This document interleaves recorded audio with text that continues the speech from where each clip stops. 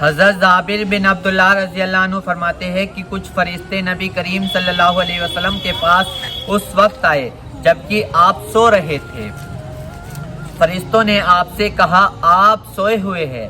کسی فرشتے نے کہا آنکھیں سو رہی ہے لیکن دل تو جاگ رہا ہے۔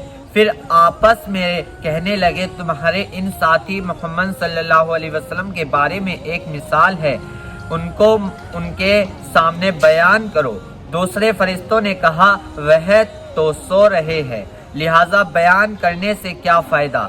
ان میں سے باز نے کہا بے شک آنکھیں سو رہی ہے لیکن دل تو جاگ رہا ہے۔ پھر فرشتے ایک دوسرے سے کہنے لگے ان کی مثال ایسی ہے جیسے ایک شخص نے مکان بنایا اور اس میں دعوت کا انتظام کیا، پھر لوگوں کو بلانے کے لیے آدمی بھیجا، جس نے اس بلانے والے کی بات مان لی وہ مکان میں داخل ہوگا اور کھانا بھی کھائے گا، اور جس نے اس بلانے والے کی بات نہ مانی وہ نہ مکان میں داخل ہوگا اور نہ ہی کھانا کھائے گا۔ یہ سن کر فرشتوں نے آپس میں کہا اس مثال کی وضاحت کرو تاکہ یہ سمجھ لے۔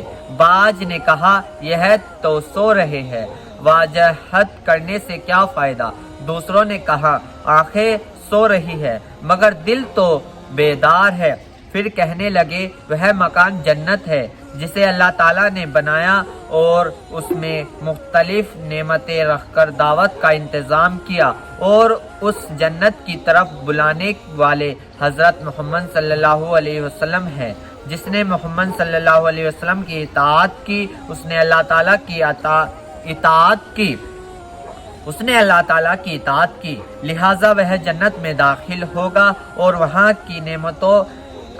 کی نعمتیں حاصل کرے گا، اور جس نے محمد صلی اللہ علیہ وسلم کی نافرمانی کی اس نے اللہ تعالیٰ کی نافرمانی کی، لہٰذا وہ جنت کی نعمتوں سے محروم رہے گا۔ محمد صلی اللہ علیہ وسلم نے لوگوں کی دو قسمیں بنا دی، ماننے والا اور نہ ماننے والا۔ فائدہ حضرت انبیاء کرام علیہ السلام کی ہے خصوصیت ہے کہ ان کی نیند عام انسانوں کی نیند سے مختلف ہوتی ہے۔ عام انسان نیند کی حالت میں بالکل بے خبر ہوتے ہیں جبکہ انبیاء نیند کی حالت میں بھی بالکل بے خبر نہیں ہوتے۔